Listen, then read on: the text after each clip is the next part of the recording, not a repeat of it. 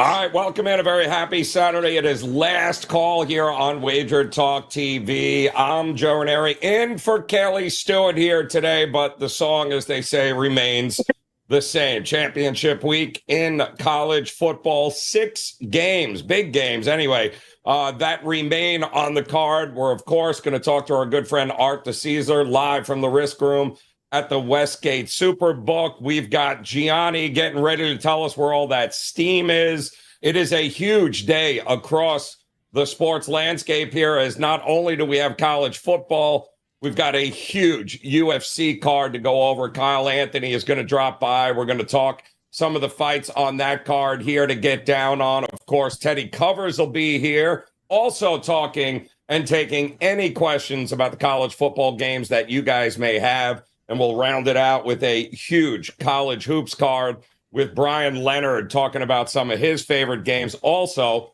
taking your questions. So you guys know how this works. Hit that like button, hit that subscribe button, follow us if you haven't done so already. Drop those questions in the chat as we welcome in the one, the only. He's been up since Tuesday, from what I understand. Art the Caesar live from the Westgate. Art, what is going on, brother? 6 games. And then we've got pandemonium coming up with the playoffs. But what are we seeing and early this morning here as far as the action goes?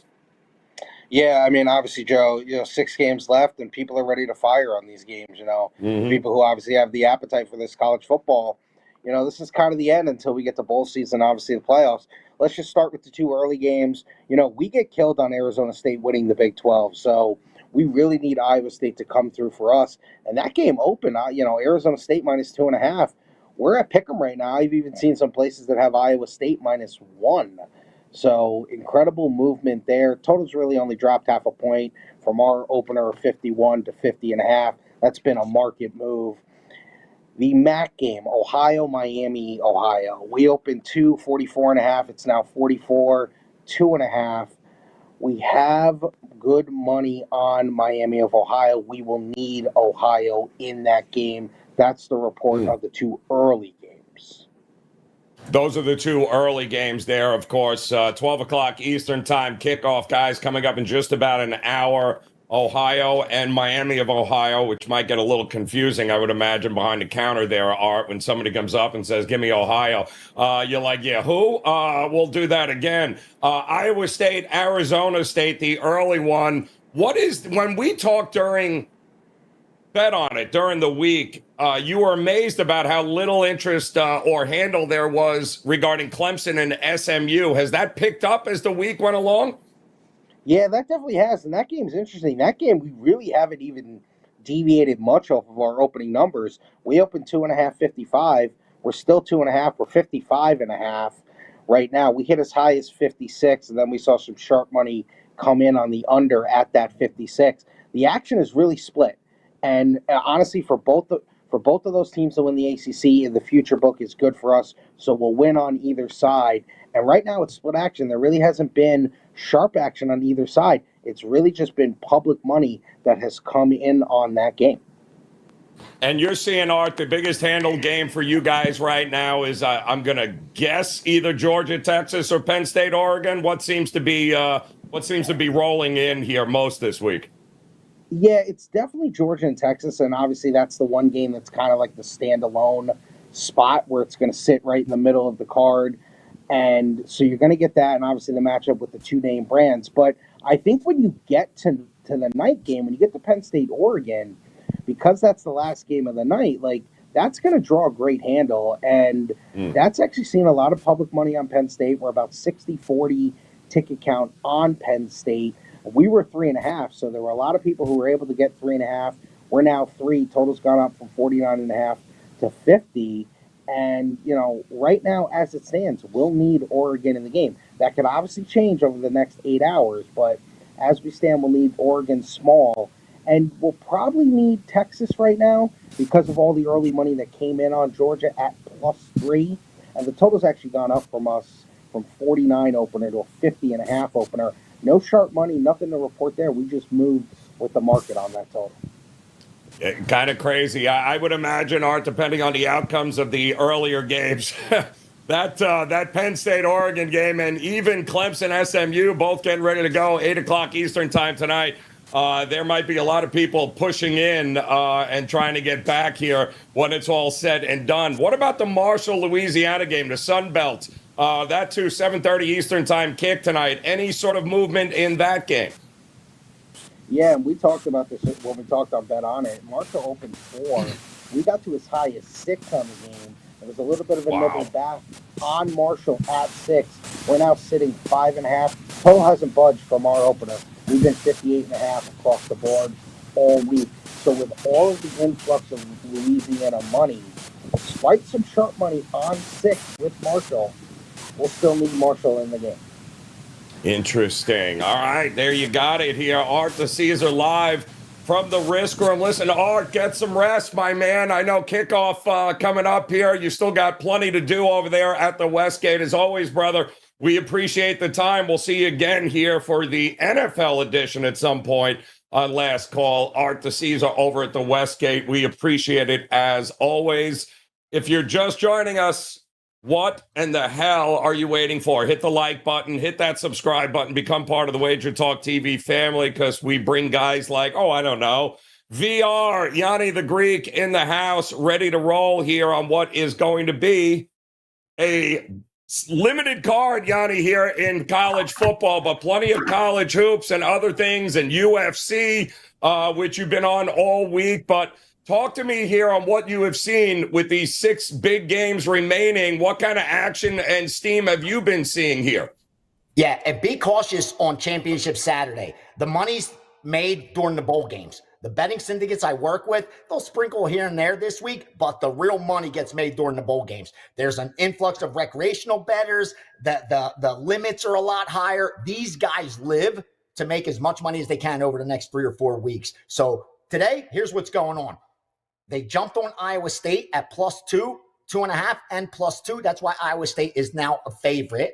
Kind of more money on the dog from the betting public that I'm seeing in the back end. Also, Miami O got bet by the Sharps. They're also getting bet by the public as well. It's all one-sided. So that's why I heard Art say they need Ohio. Pretty much every book I spoke to needs the same side, Ohio. And that's what happens when you get the Sharps and the public lining up on the same side. That UL and Marshall game is what stuck out to me a lot, because you're seeing a difference of opinion once the line moved. Like the early money came down. They thought Louisiana Lafayette is a great bet at -3.5, at -4. But once it got up to that -6, like multiple groups came in and bought it up. So this is expected to be a closer game, I think, than some expect, especially when the line started moving. And Georgia at 3.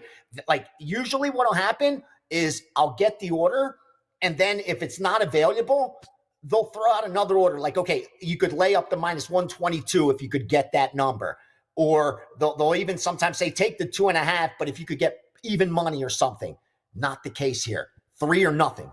They want 3 or absolutely nothing on Georgia. So it's one of those key numbers that they really want to take advantage of there. And that's pretty much what's really sticking out in college football so far. And the one team total I could share is a first half team total, and it's the under in Iowa State. They went under 13.5. They came back, went under 13. And I think I laid like up to 150 to get that at one point. So it's probably a lot higher if it's even available. But that's pretty much what's going on in college football. You nailed it. The focus from these groups today is college basketball, college basketball, college basketball. They've just been firing away all morning at college basketball. So there's going to be like 100x the amount of money, of sharp money being bet on college basketball compared to these 5-6 college football games. So pay attention to the moves, line moves, a lot more in college basketball than in college football.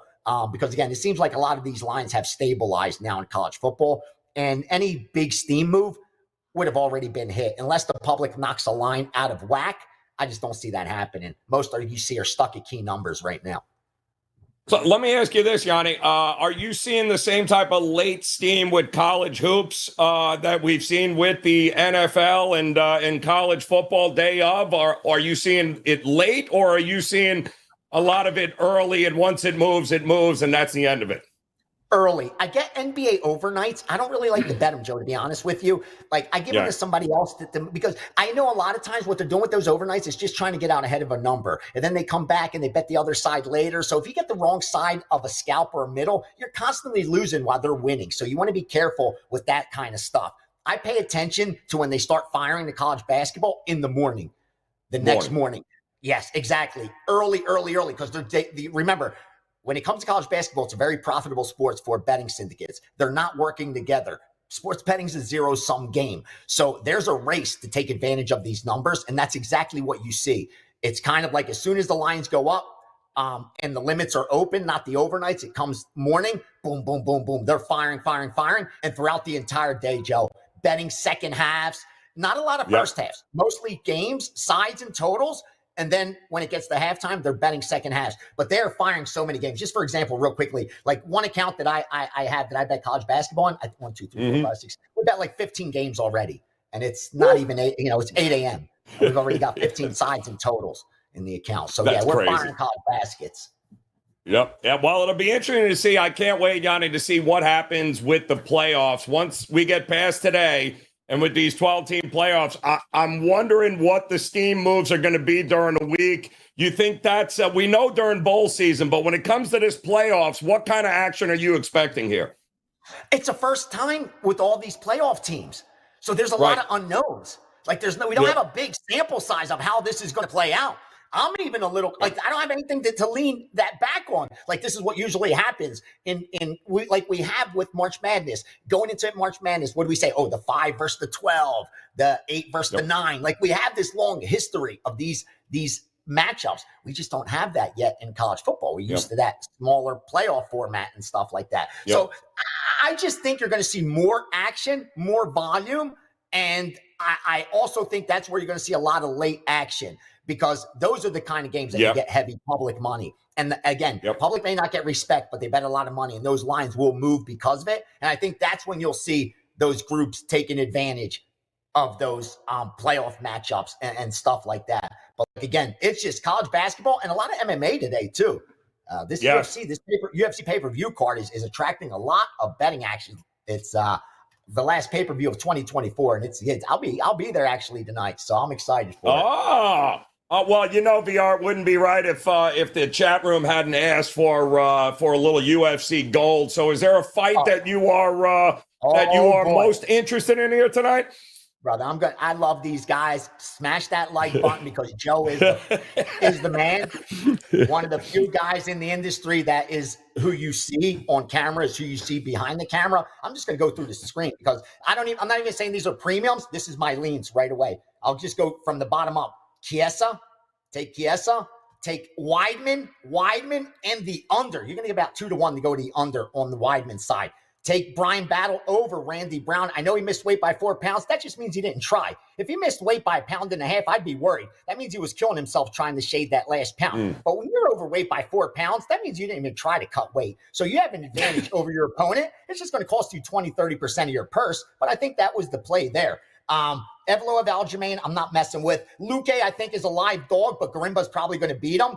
Dominic Ray is going to beat Anthony Smith, but the line's not worth it. Doohoo Choi is a live dog against Landwehr. Bryce Mitchell, Gracie, bet the over. It's a little juicy, but you got to bet the over there.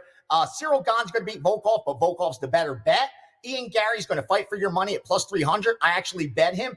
He's going to lose that bet, but it's still a great bet. He should not be plus 300. It should be about plus 200. So you have a huge edge there. And I think Pantoja successfully defends his flyweight crown against the debut fighter who's got good history over there in Rising, but it's next level in the UFC. So those are a couple of my thoughts. I'm still going to narrow it down after afternoon before I head over to T-Mobile. But hopefully that helps me in the right direction. And that's why, Yanni, it would help to head over to your page at WagerTalk.com there, brother. Beside UFC, locked and loaded, what are the clients getting over there today? Brother, today they're going to get college basketball, college football, and UFC with a 5% in UFC. And I'm coming off a losing UFC card, which is a good thing because this is my best year in MMA. I've lost in other sports. This is going to be a losing year when the dust settles. I tell you when I win, I tell you when I lose. I've won 8 of the last 9, but I'm now going to be able to say I've won 8 of the last 10 because between now and the end of December, I'm not going to win back what I'm down because I don't chase. It's just going to have to be what it is. But I'm coming off a losing UFC card, and that's the sport where I've done the most damage. That the ROI is ridiculous. The units one's ridiculous. Number one last 365, number one in 2024, all that nonsense. So the MMA is what you want to be on, and I got a 5%er there. And then the NFL. I've been crushing the big bets, over 65% on those this year, been very selective. I've already released a 5% for Sunday NFL, and the Steam Room is live tomorrow, going over every NFL game at 8 a.m. Pacific. So, yeah, I'm real excited about this weekend. Like I said, thank you for having me on. And again, whether you follow or fade, I hope you guys do some damage this weekend. And the Bulls are coming. The Bulls are coming. So yes, they are. Get ready to fire. Yes, they are. Yes, they are. All right, Gianni, get out of here, brother. We appreciate it. As always, make sure you visit them over at WagerTalk.com and take advantage of the $199 all-access deal right now at WagerTalk.com. That's all access for the rest of the year. So take advantage while you can on loaded cards, guys, across the board, whether it be NFL games, whether it be the college football playoffs, whether it be college hoops, NBA. Plenty of opportunities for you guys to make it one hell of a profitable end to 2024. Just $199 now. Visit your favorite handicapper over at WagerTalk.com. And as long as you're hanging with us, hit the damn like button, please. We'd appreciate it, as well as the subscribe button if you haven't done so, because we got another guy here that knows a thing or two about the UFC, as we welcome in the one and only Kyle Anthony here. And I love Kyle. It feels like it's been a while that we've had this kind of card in the UFC, where big name fights, a lot of hype around what we're seeing here tonight. How good is this card in your estimation?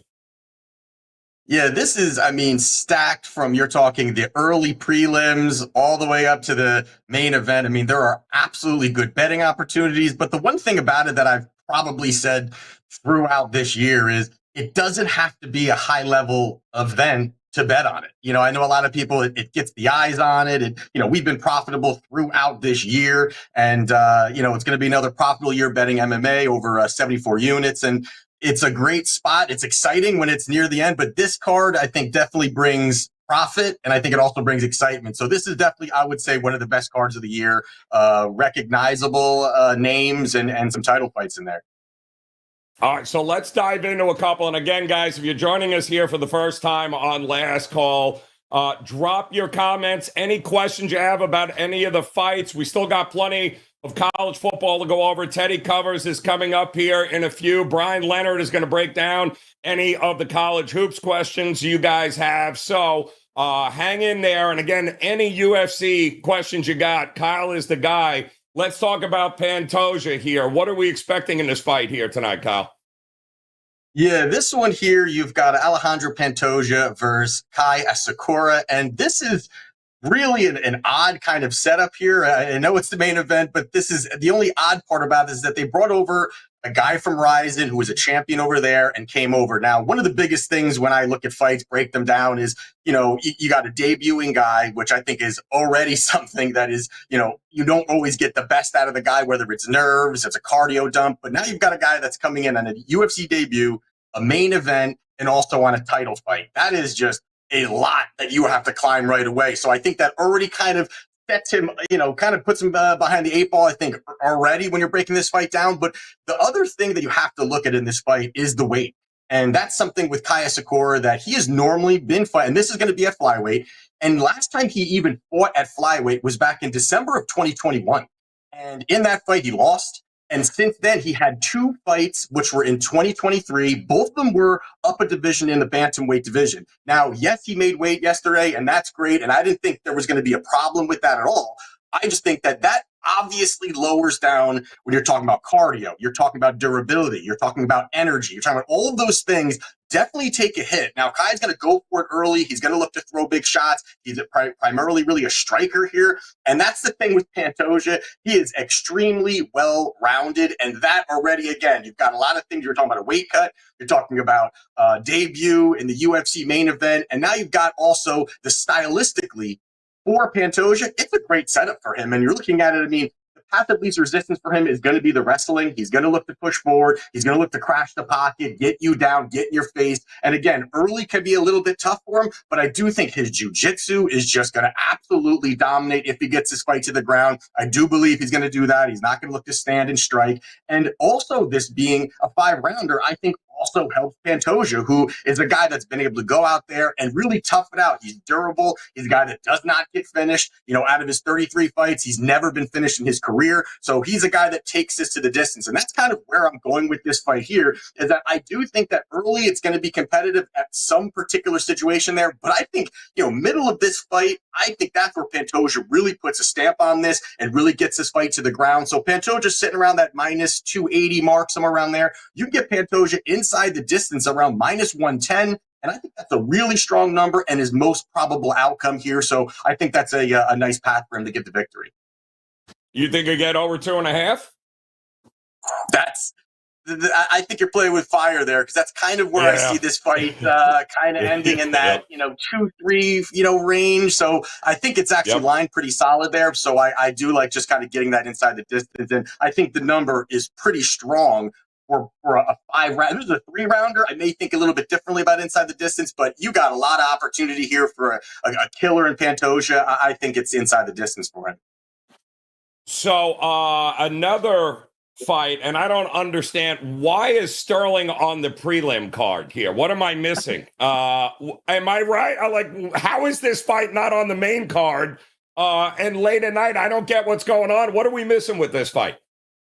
Yeah, I mean, I don't really understand it either there. I mean, it's you've got, Movsar Evloev, who is, an absolute killer. He's undefeated. You would think they would even want to build him up also. And you've got Sterling, who is a former champion moving up in weight. And it just kind of seems like it's a good situation for Aljamain, as in just like, a good fight to kind of just headline, whether it's the prelims or even early on the main card. I mean, we've got Kron Gracie, on the main card against Bryce Mitchell. That should be an easy switch there. So kind of interesting there. But when you're looking at this fight here, I think the one thing that you've got here is that, this is a setup for whoever wins this will probably fight for the title. And I think that really brings a lot to this. Again, it probably should be a little higher up there. But the thing about it is what Movsar does so well is that both of these guys kind of are the same type of fighter, where they've got some good striking and they lean on the wrestling. And that is really where I kind of see that it kind of hurts Aljo, because he's an awkward striker. He's going to move forward and he can lean on that wrestling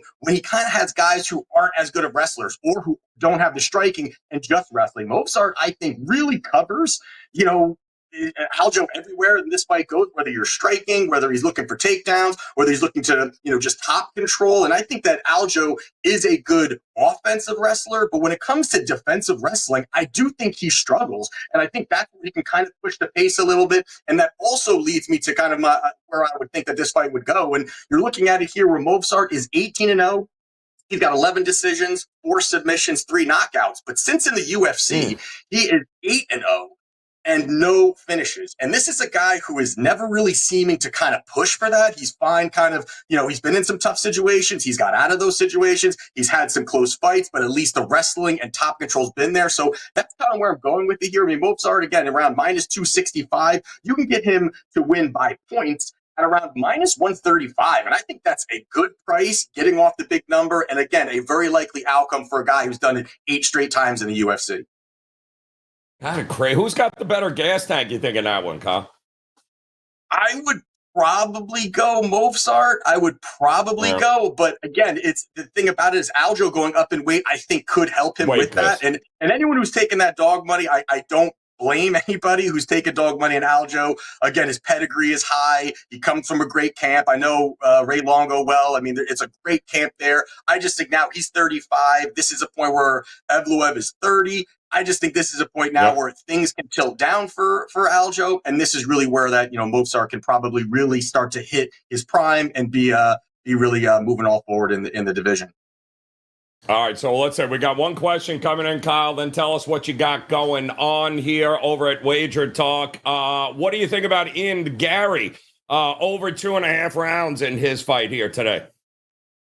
Yeah, I mean, this is a fight here where I do favor Gary in this spot here. I do think the plus money, and I know Gianni talked about it, I think that the line is just way too wide here. You got an 18-0 guy, a 15-0 guy. But the one thing about it when I'm looking at this fight here is that, yes, Shavkat is 100% finish rate. He's going to go for it. He's going to push forward. But I do think that this fight does have legs, and I do think that this is more. You've got someone in Ian Gary, who is a guy that's really going to look to point fight. He's going to work at range. He's got great distance management. He's not going to look to push the pace. So I think that's where this fight could go over, is because I think he's going to just point fight, slap at the legs, chop away. He does not want to get into any kind of scrambles with Shavkat. Shavkat is elite when it comes to his grappling game. And I do like also the fact that Ian Gary has Charles Oliveira in his corner. He's been training Bashuta box. That's just a great camp. And having Charles Oliveira in your corner when you're fighting a guy who has great grappling, that's going to be great coaching for him when he's on the sidelines, giving him some instructions there. But I do think that if he gets taken down, he can survive. So I do like that over there in that spot. All right, there you go. Theo Green, appreciate you hanging with us here today. And Kyle, tell us right now over at your page, obviously a loaded UFC card. What do you got there for folks? Yeah, so I have a 5% max bet, 13-1 this year on them. Again, we're 74 units in profit with 2 UFC events left. It's been an absolutely great year. Again, big cards are great, and so are the small cards that aren't as recognizable. Yeah. Always do have some great betting opportunities here. So I've got 4 plays right now. I may be adding a 5th, but 4 plays. 3 of them are at plus money, and the ROI #1 at WagerTalk. So again, we're just we're cooking here, and we're going to finish the year strong. So head over to WagerTalk and grab that play. Absolutely. Great advice there. Kyle, appreciate it as always, brother. Get out of here. We got a huge fight card coming up there. Make sure you visit Kyle over at WagerTalk.com. All right. This is the part of the program where we start diving into 6 games in college football. And then we've got, of course, college basketball coming up. Bryan Leonard will stop by. We'll talk about some of these bigger games here today, including I believe it's just about to tip here with Kansas State at St. John's. This actually happens to be the game that Kelly is at, which is while I'm sitting here. She is at the Kansas State St. John's game, and something tells me she's not on St. John's. I'll just leave it at that. Teddy Covers in the house, hanging out with us here, Teddy. Championship week here. Some interesting games and interesting movement here so far. We got a bunch of questions coming in the chat room, and if you guys want to ask Teddy anything, by all means, drop it in the chat. We'll get those college football questions answered for you.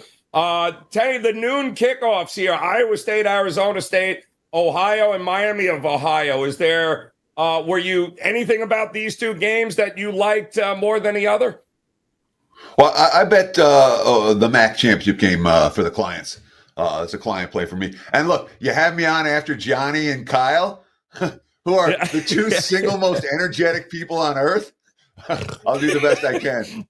It's not even 9 o'clock in the morning here in Vegas yet, but I'm struggling to match those guys. I'll tell you what, they bring it. I'll give them all the credit in the world, but I'm not that. So I'm in play on Miami against Ohio U. That's the one. All right, so give me Iowa State, Arizona State, Teddy. Coming up at 11:30, a bunch of questions came in on this one regarding, it appears Iowa State seems to be taking a whole lot of love in the market here. You agree with that? So it's the kind of game where anyone that's favored, the dog's going to take the money. And that happened early, and so we saw the early swing towards the Sun Devils. Now we're seeing the late swing back towards the Cyclones. And I'm not surprised. Look, when you talk about the pedigree of the programs, all right, Iowa State is above Arizona State. We talk about expectations. We talk about base level of talent. Arizona State's been an overachieving team all season. And if you're basing it on body of work, their body of work's pretty darn good. But that defensive pedigree that Campbell brings to the table for the Cyclones is something that bettors are paying attention to this morning. And I'm not surprised that we've seen the money flow back on Iowa State. That was my lean as a dog. But, this is truly a coin flip type game.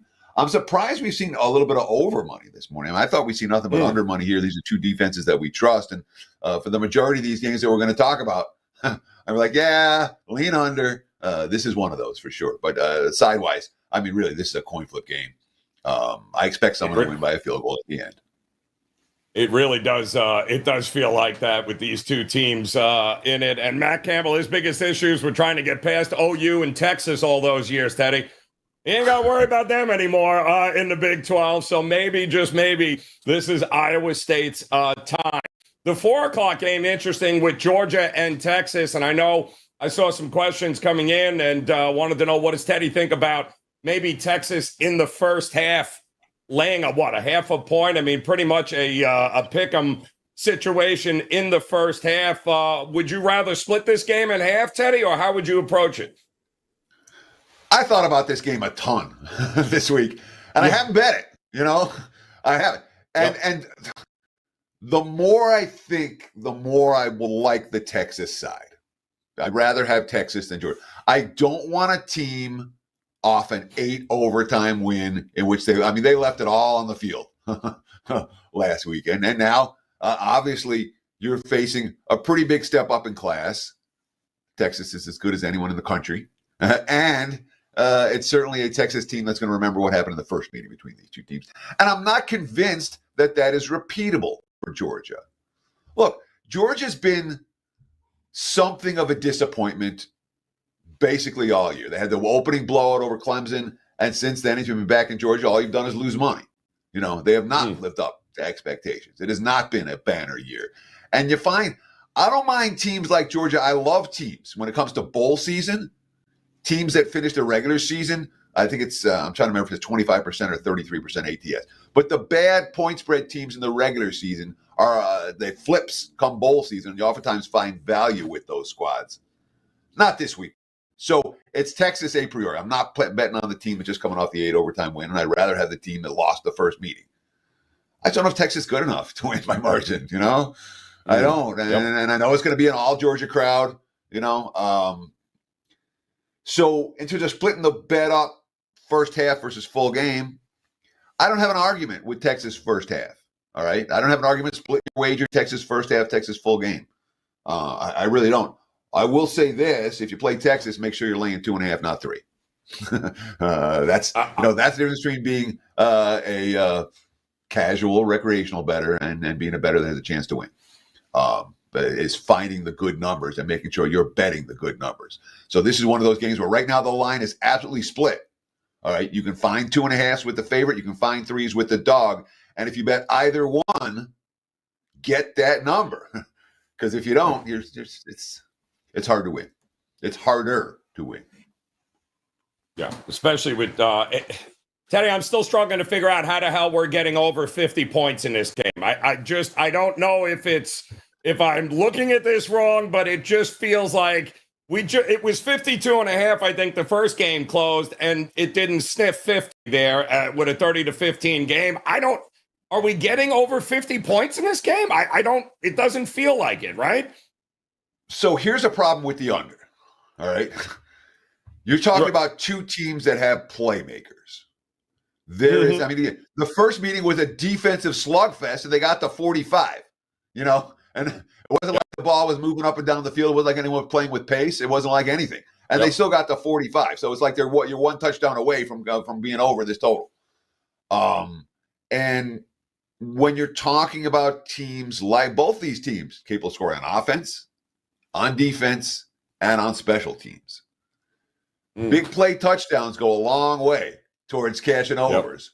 And this is a game that absolutely has multiple big play touchdown potential.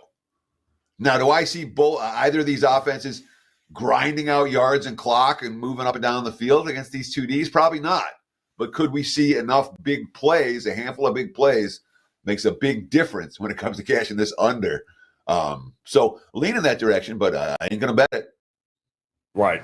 Well, I think anybody, whichever team can establish the run is probably going to win this game because neither did a very good job in that first game. So, and we've got two quarterbacks that have been a little turnover prone, and it certainly cost Texas in that first game there.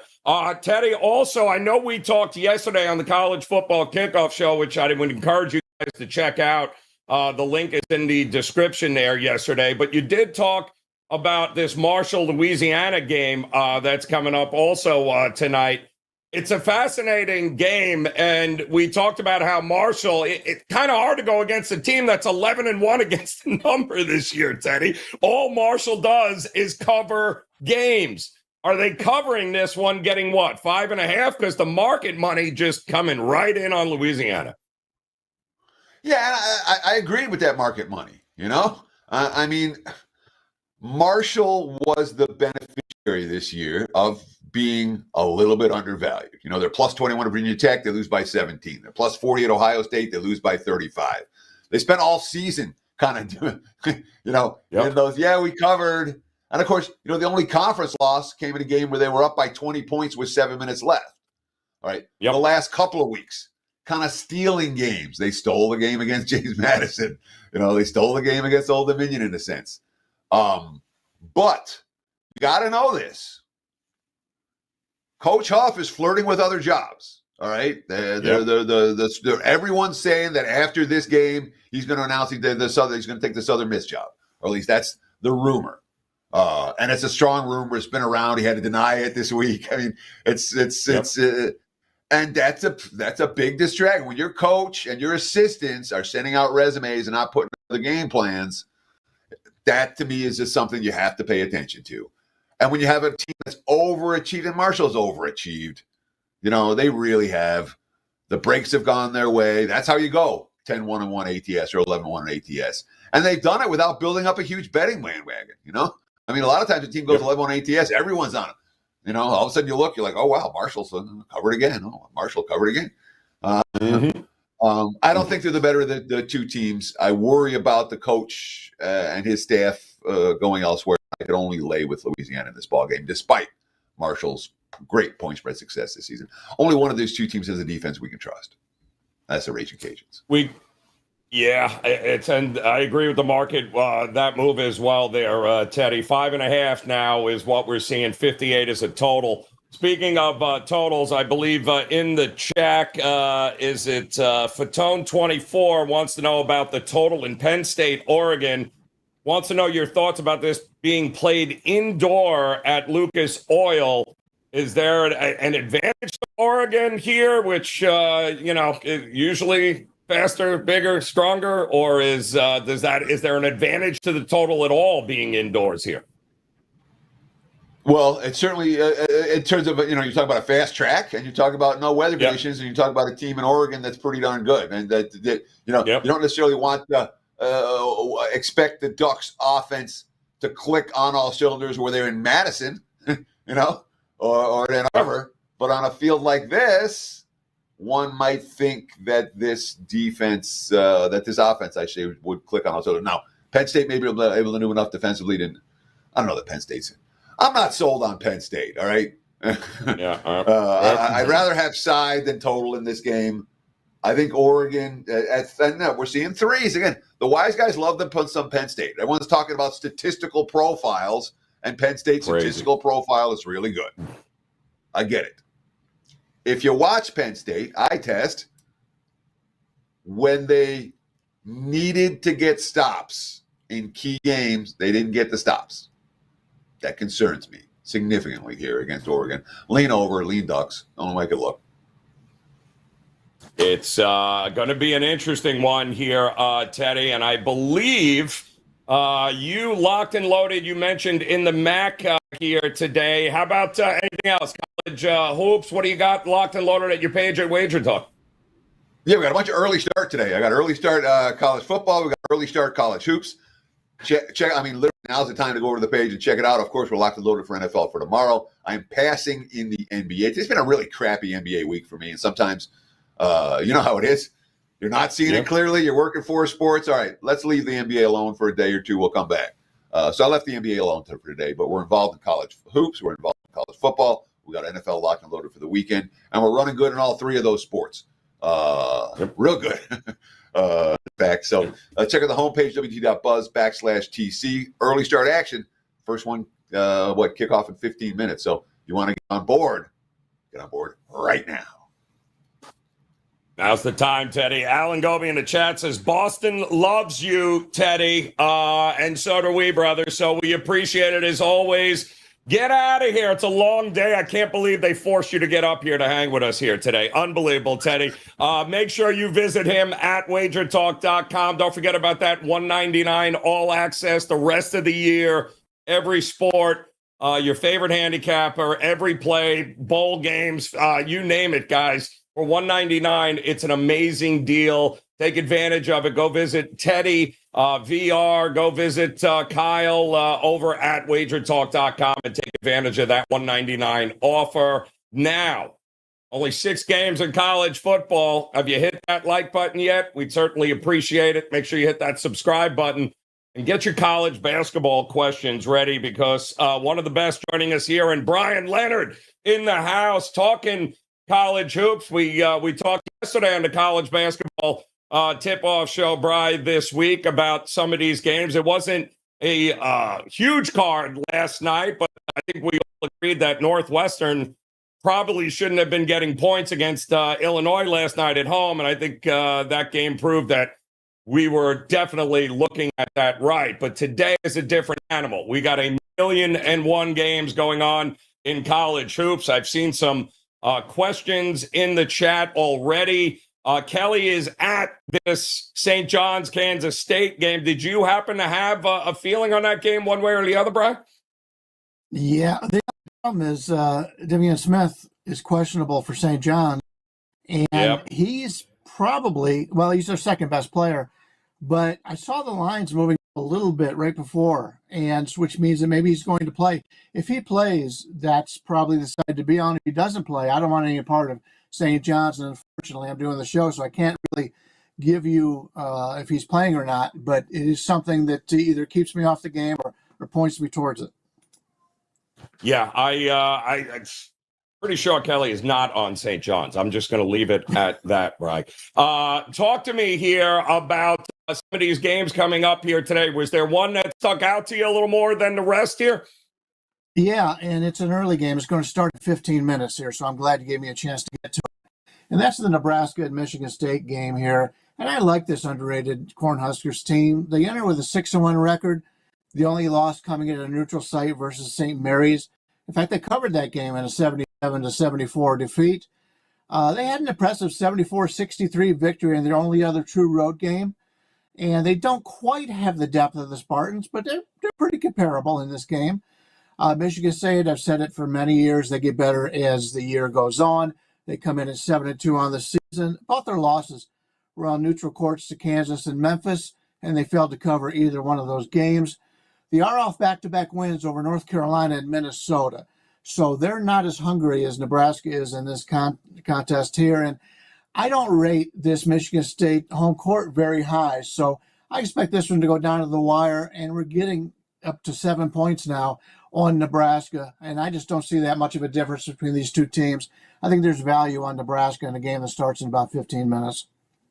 Yeah, I'm with you on that one there. Little Fred Hoiberg and company there at Nebraska got that program rolling here. What are we thinking about a couple of other games coming up? What about Wisconsin taking on Marquette, Brian? We'll get to Kentucky and Gonzaga coming up, but when you look at Wisconsin, just a kind of deflating loss at home to open up the Big Ten against Michigan, who people thought, hey, we love Dusty May, but it's going to take a little while for them to figure some things out there. But my goodness, they figured it out in the heart and quickly there in Michigan. But what does that say about Wisconsin's chances of bouncing back against Shaka and Marquette?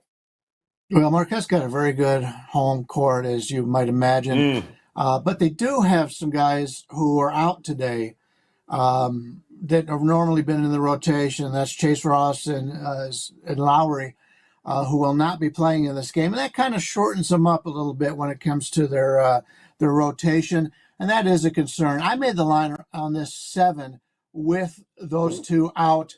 But I really like them playing at home.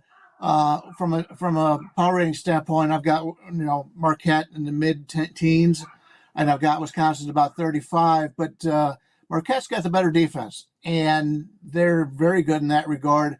Wisconsin normally has good defense, and they're very physical, obviously playing in the Big Ten. But it's a game I'm a little bit concerned about, with Marquette having the lesser guys that are playing because, the other guys, Rossi played 9 games, Lowry 8.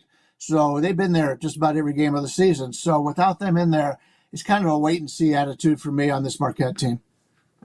So we got, let's talk about that Michigan game. I know there was a question that came in on that since we brought him up. What are we thinking? I know Andrew had that question about Michigan. That was a big number. I saw it at 8.5. They're laying against Iowa at home. Listen, when he was with FAU, they didn't have a problem covering these kinds of big spreads here, and it feels like it's the same kind of thing here with Golden and company. The pick and roll is working really well for Michigan right now, and they're playing a little bit of defense. So, are you worried about laying that kind of number with Michigan at home? They're not only playing a little defense; they're playing a lot of defense. They rank 5th in the country right now in the defensive rank. Iowa's 80. And I think that's the big differential here. You also have a couple of Iowa players. Tridor's not going to play, and Koch is questionable. Not major players in this lineup. Sanford and Freeman are the 2 big players for Iowa. But Michigan's got better depth. I give them a pretty good home court advantage, probably about 4 points here.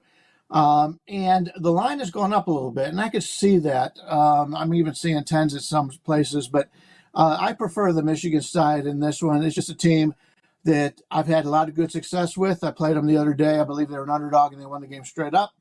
It's a situation for me where until I'm proven otherwise on Michigan, this is a team that I think has a lot of value. Golden's a guy who's a very good scorer, great rebounder. In fact, Wolf is a terrific rebounder, and that gives them a little bit of an advantage there. I prefer their rebounding over what Iowa has. So I like Michigan. It's not showing much of a differential from my power rating numbers, but I don't want to fade them here. We did see that Kentucky-Gonzaga question coming in. It feels like only Kentucky fans are sold that this is a top 5 team because the market's not at this particular point. And it feels like the Zags, are they getting too much credit here? Too much love? What do you think we're going to get in this game? What was it, 5.5, I believe, for Gonzaga? Well, I don't think they're getting too much love. I've got them as the best team in the country right now. Obviously, they don't play the opposition that others do during the regular season, but this is a team that will go out and they will play people all year long. Kentucky's coming in off of a loss, so I give them some credit in that regard. Plus, I really like the way that Kentucky hits the boards in these games. Gonzaga is the best team out there for myself from a power rating standpoint. It is a neutral site game, and it is a late game for a team for Kentucky. So that gives Gonzaga a little bit of an advantage there. But I like the Kentucky situation, but you're catching Kentucky off of a loss, and that was to Clemson just a couple days ago on the 3rd. So you get a quality team in Kentucky off of a loss. That's going to probably keep me off Gonzaga on this one, but sure going to be a lot of fun to watch. All right, Brian. I mean, plenty of college hoops today. You are locked and loaded, and this $199 all-access deal is maybe the best deal possible here, especially with all the sports, Brian. What do you got for the clients today if they head on over? Yeah, I've already put up an afternoon hockey play. By the way, we swept the board yesterday. Big 5% winner on Boise State.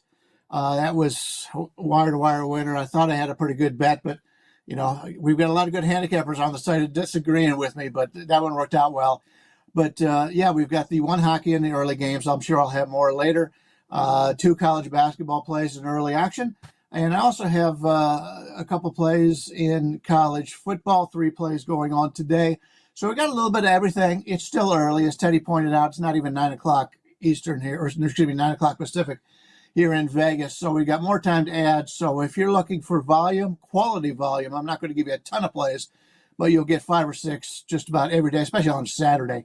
You can grab all that for the rest of the month for only $199. And as I mentioned, I've been winning in every sport, so it's going really well right now, seeing the board well, and just very excited about this college basketball season starting to round into conference action. And that's where we can come out and make some big money, because a lot of these teams treat the non-conference action different than college conference action.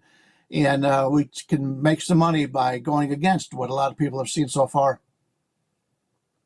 There is money to be made, Bryan Leonard, and we appreciate you talking some college hoops with us here on Last Call. Enjoy the games, Bry. Congrats on the 5% big winner last night on Boise. There'll be more where that comes from.